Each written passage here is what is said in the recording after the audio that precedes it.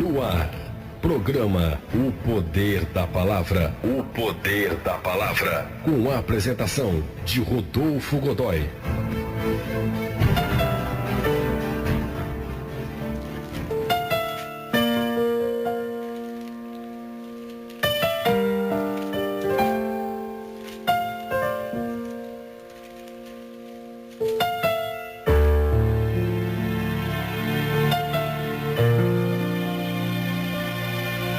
E a palavra que nós vamos trazer na tarde de hoje está no livro de 1 Tessalonicenses, capítulo 4, versos 16 a 17. 1 Tessalonicenses, capítulo 4, versos 16 e 17.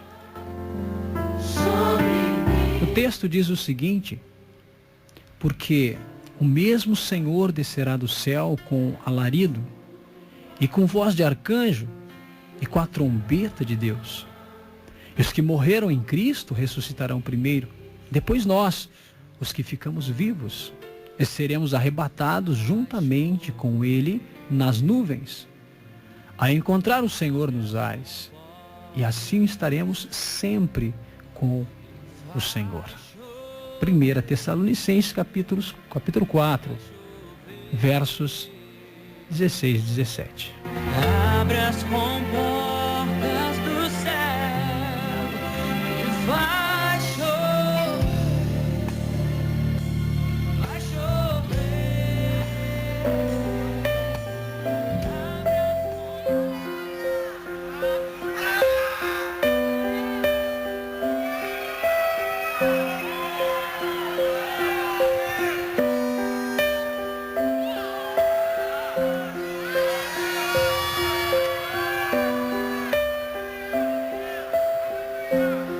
Você já ouviu falar de arrebatamento da igreja?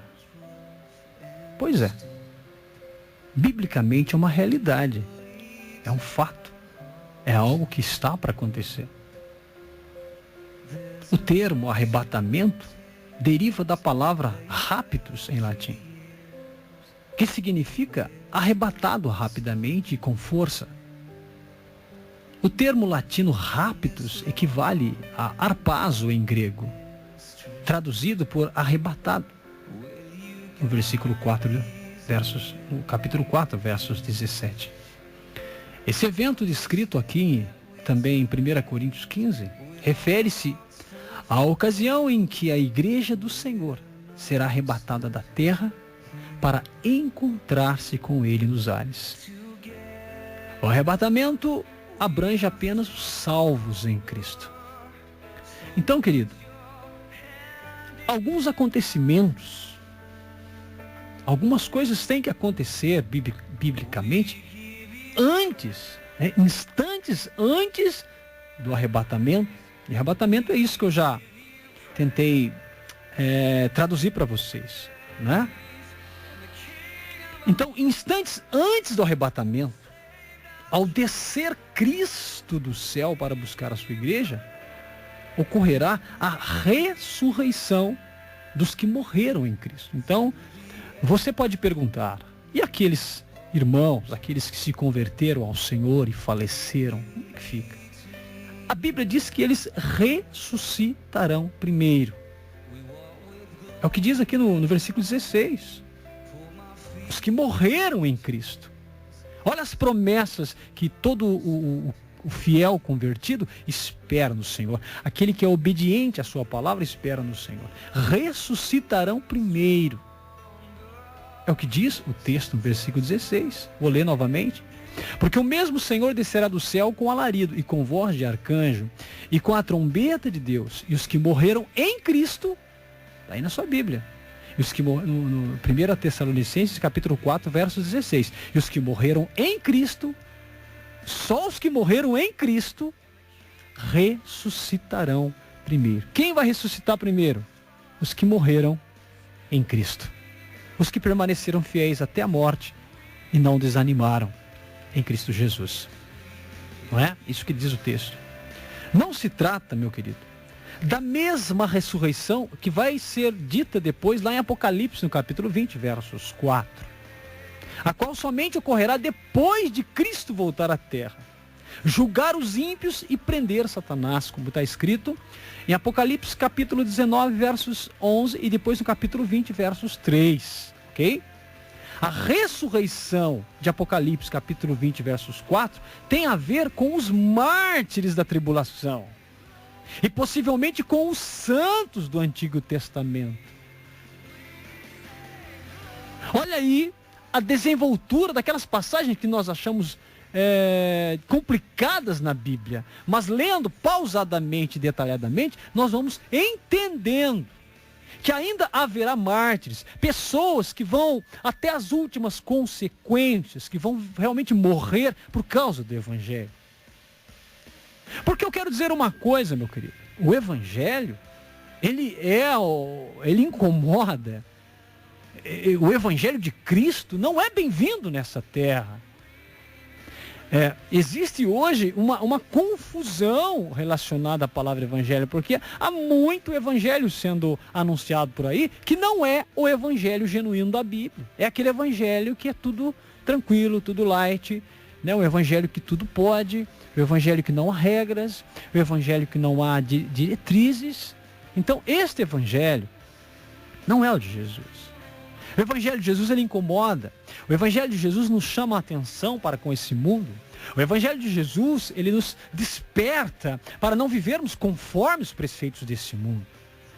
E se em muitas denominações o mundo tem entrado dentro da igreja, é porque o Evangelho que essas pessoas estão aceitando não é o Evangelho genuíno da palavra de Deus. O Evangelho genuíno da palavra de Deus, ele nos incomoda o tempo todo no sentido de que a gente mude os nossos comportamentos para sermos diferentes, para termos uma cultura do céu e não da terra. Porque se for para a gente viver na igreja com a cultura desse mundo, não precisa ter igreja, não precisa ter denominação, não precisa ter nada. Porque se não há diretrizes, se não há mudanças e pode ser tudo a mesma coisa, por que vai ter igreja? Por que vai ter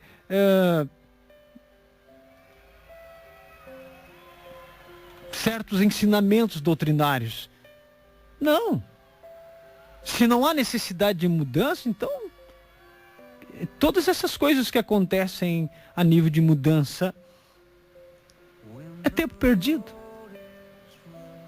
Então, haverá pessoas, e hoje há uma inquietação muito grande, não é verdade?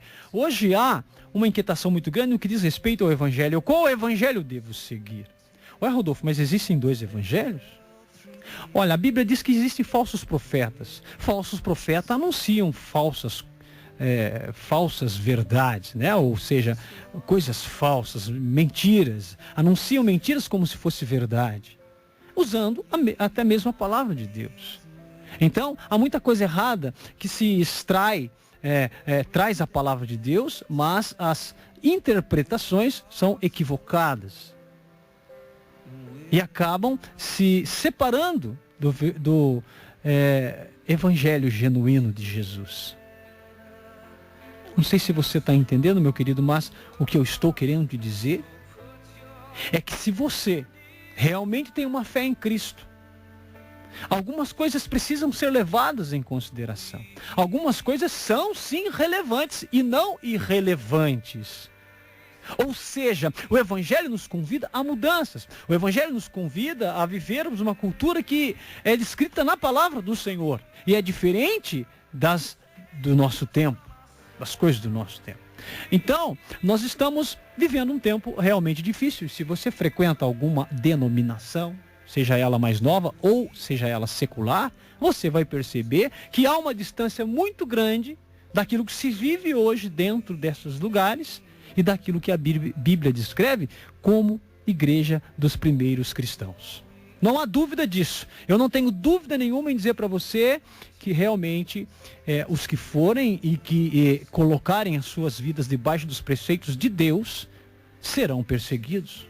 Serão chamados de atrasados, de retrógrados, de pessoas que vivem num mundo totalmente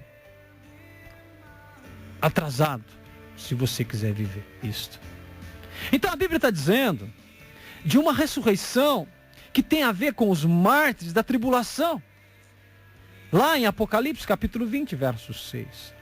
Ao mesmo tempo que ocorre a ressurreição dos mortos em Cristo, os que estão vivos serão transformados, pelo que diz a palavra do Senhor. Os que estão vivos serão transformados. Seus corpos se revestirão de imortalidade. Mas que loucura é essa, Rodolfo? Não, mas é bíblico. 1 Coríntios capítulo 15, versos 51 e 53. E isso, meu querido, acontecerá num instante, como diz a Bíblia. Num abrir e fechar de olhos. 1 Coríntios capítulo 15, versos 52. Então, tanto os crentes que estão ressuscitados como os que acabaram de ser transformados serão arrebatados juntamente lá na carta a 1 Tessalonicenses capítulo 4, versos 17, serão arrebatados juntamente para encontrar-se com Cristo nos ares. Que visão, que acontecimento extraordinário será esse? Ou seja, na atmosfera entre a terra e o céu. Queridos, são coisas grandiosas, são coisas maravilhosas que os nossos olhos ainda não contemplaram. Que nós estamos acostumados com show pirotécnicos, com efeitos, não é? Com efeitos, como que eu posso dizer, especiais em filmes, e nós ficamos ali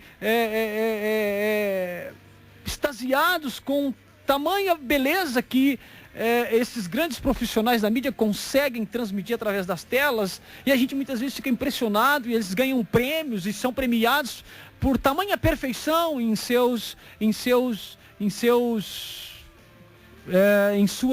criações e na criatividade que eles usam na mídia. Mas eu estou falando aqui, meu querido, de maravilhas poderosas que acontecerão. E que infelizmente o nosso mundo totalmente entregue às coisas deste próprio mundo, nas mãos do nosso adversário, que é o próprio Satanás. Não conseguimos parar para pensar nas belezas que virão, nas coisas maravilhosas que virão. Então a palavra crente ficou uma palavra pesada, mas crente é aquele que crê, todo aquele que crê e obedece a palavra do Senhor, que procura colocar a sua vida diante da palavra do Senhor, se tornam crentes. E esses crentes que morreram ressuscitarão, e os que estarão vivos serão transformados, mas só aqueles que estão realmente focados na palavra do Senhor.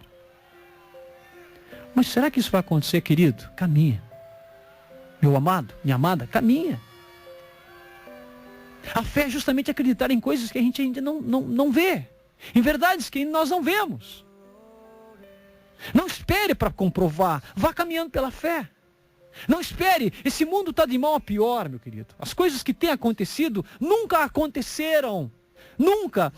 Talvez você diga, não, já aconteceram muitas mortes, já aconteceram muitas depravação com a humanidade. Sim, aconteceram em épocas determinadas, mas não tão generalizada como no nosso tempo, ao mesmo tempo e em todos os lugares. Não, desta forma, nunca. Mas, Rodolfo, nós precisamos evangelizar para que isso não tenha mais. Nós precisamos pregar o evangelho para que a corrupção acabe, para que a depravação acabe. Mas não, meu querido, eu vou dizer uma coisa, não vai acabar. Não é evangelizar para que isso acabe. É evangelizar, anunciar a boa nova genuína, o genuíno evangelho, sem mistura, sem mistureba, sem acrescentar crendices populares. É só o evangelho, anunciar ele para resgatar aqueles que estão entregues a esse tipo de depravação, na área espiritual, na área moral, e resgatar para Cristo. Para uma denominação, não estou dizendo para uma denominação, para Cristo, resgatá-la para Cristo, e colocá-las na mão dela, no coração dessas pessoas, o verdadeiro evangelho. O evangelho sem acréscimos, o evangelho sem mistura, sem sincretismo, ou seja, sem mistura. Um evangelho puro, onde a palavra de Deus é ministrada, e ela por si só, ela se equivale, ela por si só, ela supre as necessidades do ser humano, entendeu? Sem precisar de crendices populares. É disso que eu estou comentando com você, meu querido. Que vale a pena permanecer fiel, mesmo com tantas dificuldades e adversidades que nós temos. E digo mais, até com fraquezas que nós temos. Lutar o tempo todo. Cair e levantar o tempo todo, reconhecer e lutar, ir até as últimas consequências, para a gente se moldando. Eu quero dizer para você, um grande profissional do atletismo, meu querido, por causa de uma medalha, meu querido, ele passa o ano inteiro se esforçando para buscar o aperfeiçoamento, para aperfeiçoar-se. Eu digo mais, nos países emergentes, eles não têm tanta facilidade, ou seja, tanto investimento por parte dos clubes que agregam esses valores, esses atletas. Então, quando um país de emergente como o nosso vai disputar uma Olimpíada lá com um atleta de um primeiro mundo, vamos dizer assim, onde o investimento é de altíssima qualidade, eles dão tudo que eles têm. Tudo que eles têm. Tudo. Um atleta do primeiro mundo e um atleta do país do terceiro mundo, a diferença de investimento é muito grande. Então, quando um atleta de um país aí do terceiro mundo, um país emergente, vai disputar um campeonato de um alto nível mundial, você não sabe tudo que passa na cabeça daquele atleta. Sabe por quê? Porque ele deu o máximo, até ele foi às últimas consequências por causa de uma medalha. Mas, Rodolfo, por que você está falando sobre isso? Eu estou falando sobre isso, meu querido, porque se no nosso mundo as pessoas encaram os seus desafios dessa forma, se nesse mundo as pessoas encaram objetivam, eles têm como objetivo um troféu, uma medalha, e eles fazem de tudo, eles têm uma alimentação diferenciada, eles têm horários regrados, sabe? Eles têm uma vigilância muito grande ao seu comportamento. Para quê? Para que no dia daquela competição ele possa dar tudo de si para tentar alcançar o seu objetivo. Espiritualmente, existe uma promessa na Sagrada Escritura sobre salvação, sobre céu, que nós ainda, não, na nossa visão imperfeita, na nossa visão limitada, nós não conseguimos vislumbrar. A nossa mente, por mais que você tente imaginar, você não consegue vislumbrar tudo que a Bíblia diz a respeito de céu, a respeito de salvação, a respeito de anjos, a respeito das maravilhas celestiais que olhos nenhum contemplou ainda. Foram descritos na palavra de Deus de uma maneira bem limitada, porque a nossa mente não consegue entender, nem captar, nem imaginar as maravilhas de que tudo isso é. Mas pela fé nós vamos acreditando, nós vamos alimentando essa nossa fé, porque existe um lugar, aleluia, eu creio, existe um lugar onde nós vamos entender, onde nós vamos conquistar, onde nós vamos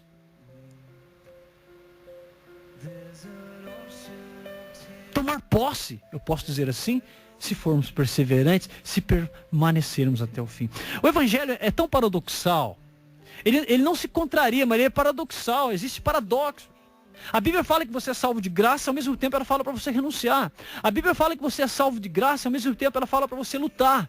A Bíblia fala que a salvação foi oferecida gratuitamente, ao mesmo tempo ela fala que a porta é estreita. Isso não é ser contrário, são paradoxos. Ou seja, nós entendemos que a salvação foi oferecida, mas que nós vivemos numa carne totalmente debilitada. Nós somos carnais, somos debilitados, voltados ao pecado. Então existe uma necessidade de lutar para que nós possamos vencer essas debilidades que ainda estão em nós.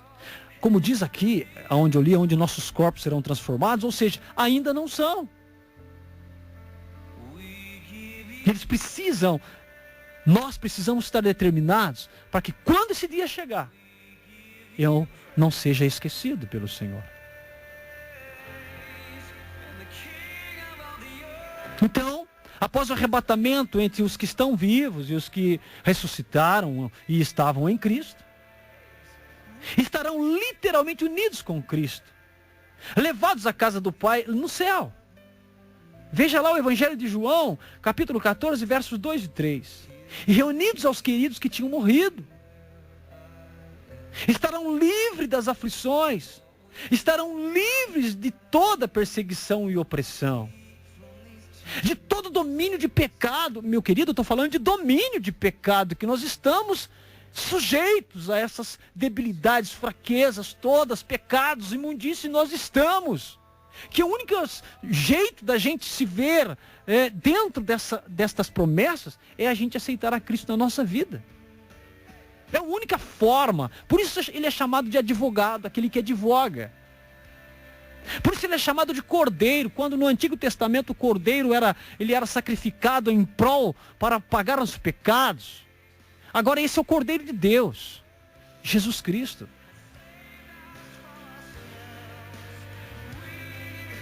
Então o domínio do pecado com a vinda de Jesus, ele será extinguido. O domínio da morte, não haverá morte. O arrebatamento livrará esses cristãos da ira futura. Há uma ira que vai ser derramada sobre essa terra.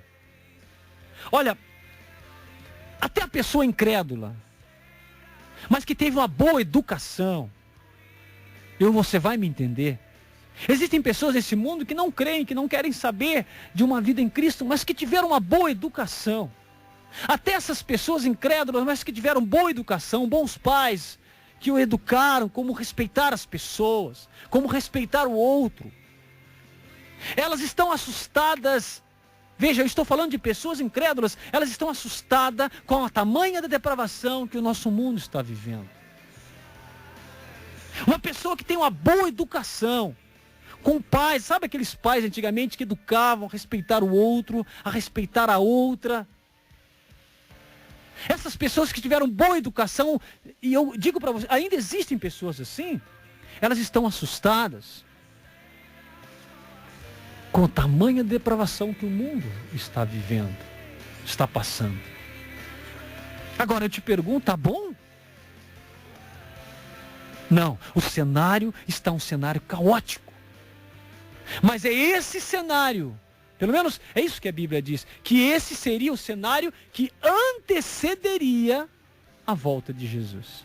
E o que é que nós estamos fazendo? Esta é a pergunta. Mas eu quero um pouquinho mais além nesta meditação. Aonde? Estar livre das aflições, estar livres do pecado, da morte, das perseguições e opressões. É a esperança de que o nosso Salvador logo voltará para nos tirar deste mundo, a fim de estarmos sempre com o Senhor. É a bem-aventurada esperança de todos os redimidos. É fonte principal de consolo para os crentes que sofrem. Então Paulo vai empregar aqui o pronome nós, no versículo 17 do capítulo 4. Por saber que a volta do Senhor poderia acontecer naquele período. E comunicar aos Tessalonicenses essa mesma esperança. Então a Bíblia insiste que nós anelemos e esperemos contínua e confiadamente a volta de nosso Senhor. Será que estamos? Será que estamos? Rodolfo, mas é tão difícil. Rodolfo, eu estou tentando, mas olha, tá complicado. Enquanto você está falando que é difícil, meu querido, eu quero dizer para você, você está no caminho. Porque a hora que chegar o dia que você começar a falar só bênção, só prosperidade, tá um mar de rosas, eu vou pedir para você tomar cuidado. Então, realmente é difícil. Realmente, nós não temos motivo de celebrar muita coisa ainda, porque nós estamos no tempo de luta. O tempo da graça, meu irmão, não significa que é um tempo da gente se debaldar, não. É um tempo da gente vigiar. É um tempo da gente olhar para a palavra e não desobedecê-la. E não fazer da palavra uma simples religião. E cumprir preceitos que nunca Jesus cumpriu, nem pediu para que fosse feito. E cumprir rituais que nunca a igreja primitiva fez e nunca pediu para que fizesse. Pelo menos no cânon. O que é o cânon? Os livros inspirados. Porque, meu querido, não venha me dizer que você teve uma visão e Deus mandou você fazer uma coisa que não está na palavra de Deus. Então, como nós não podemos contradizer a palavra, qual é a nossa referência? O cânon bíblico, os livros inspirados, os apócrifos, os livros canônicos, os livros que foram tidos como inspirados. Não os livros Ou seja, não os livros apócrifos, mas os livros que foram deixados como inspirados na Sagrada Escritura.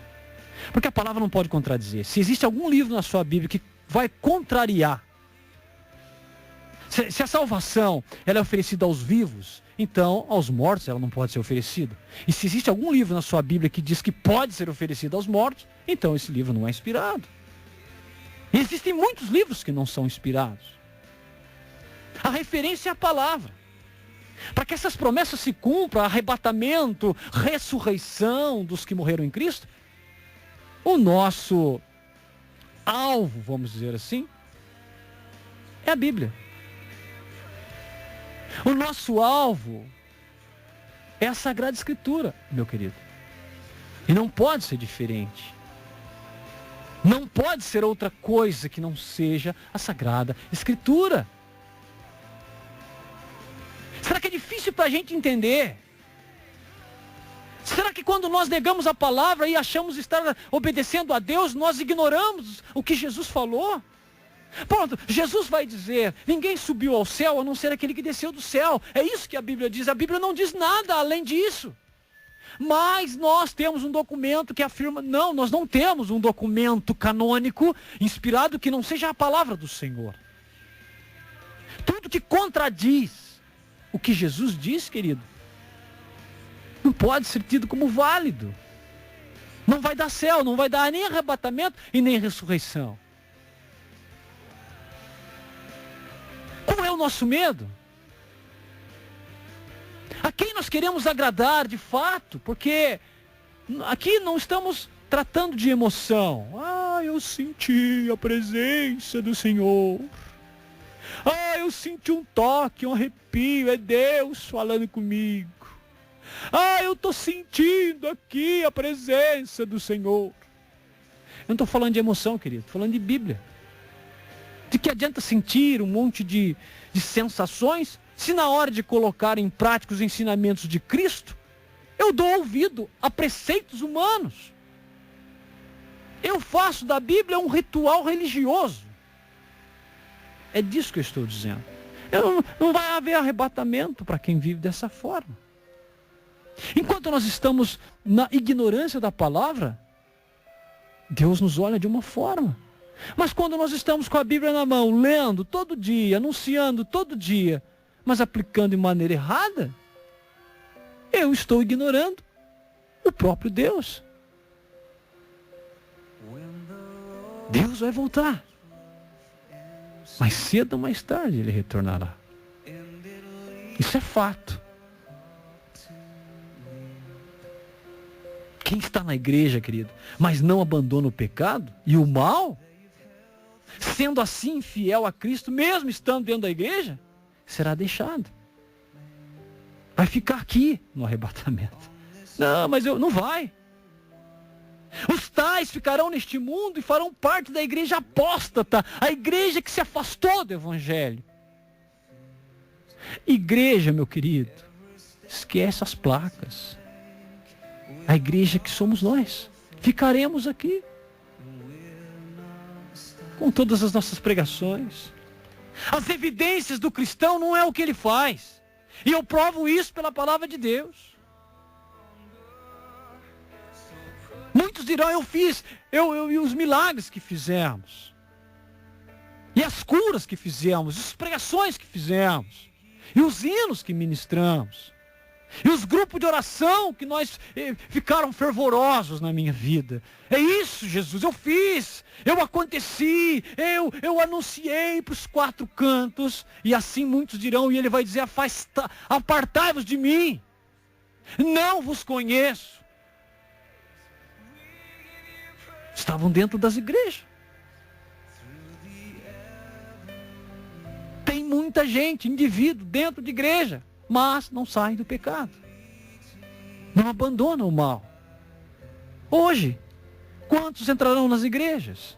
Quantos já entraram? Quantos cumpriram preceitos e hoje julgando estar agradando a Deus?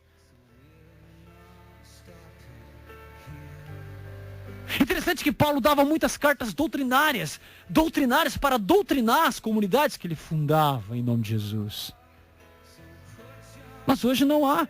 Toda doutrina que é aplicada se torna um peso e as pessoas não gostam. Queremos só, sabe, estamos percebendo um sintoma maligno dentro da igreja, que é querer só o bem bom. Só querer só posição. Não há doutrina. Não, mas aqui a gente não pode falar de doutrina. Não, mas por que Paulo falava? Nós temos que pegar esse tipo de exemplo. Adianta ficar lançando na internet um monte de frases de efeito, bonitas, de pessoas famosas, líderes religiosos famosos que estão em evidência. Isso é muito pouco. Imagina que Paulo não tinha essas facilidades e funcionava. E nós, com todas essas facilidades que temos, não funciona. Percebe, meu querido? Não vai haver arrebatamento para aqueles que não pararem com esse sintoma. Que é contra, que na verdade é um grande espírito de apostasia tomando conta de tudo. E não vai mudar, querido. O sintoma não vai mudar, mas nós, por causa da palavra do Senhor, podemos sair desse meio apóstata, abandonando o pecado da maneira antiga. Não é dando nomes novos para o pecado. Agora não é pecado, agora é depressão, é opressão, não é? Agora é trauma de infância. Agora é isso, não é pecado, mas não tratamos o pecado como pecado. Nós damos nome novo.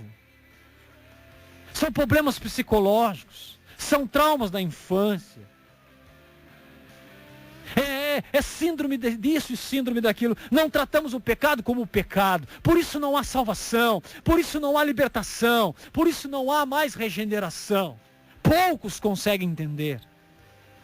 Não estamos tratando o pecado como pecado e dizendo para as pessoas que o pecado tira o céu. O pecado tira o céu. O pecado tira o nosso arrebatamento. O pecado tira a nossa ressurreição em Cristo Jesus. Olha o poder grande, eficaz que o pecado causa, o estrago que o pecado causa na vida daqueles que negam a Sagrada Escritura, mesmo sendo religiosos, porque o que mais temos nesse mundo são religiões. E muitas delas denominam-se cristãs. E é esse o problema da apostasia. Esses são os sinais que serão dados antes da vinda de Jesus. É necessário sair do pecado. Porque, querido, depois do arrebatamento, virá o dia do Senhor. Um tempo de sofrimento e ira sobre os ímpios. Seguir-se-á a segunda fase da vinda de Cristo, quando então ele virá para julgar os ímpios, reinar sobre a terra. Você pode ver isso em Mateus no capítulo 24, inteirinho. Mas se você quiser ir direto no versículo, você pega o 42 e o 44.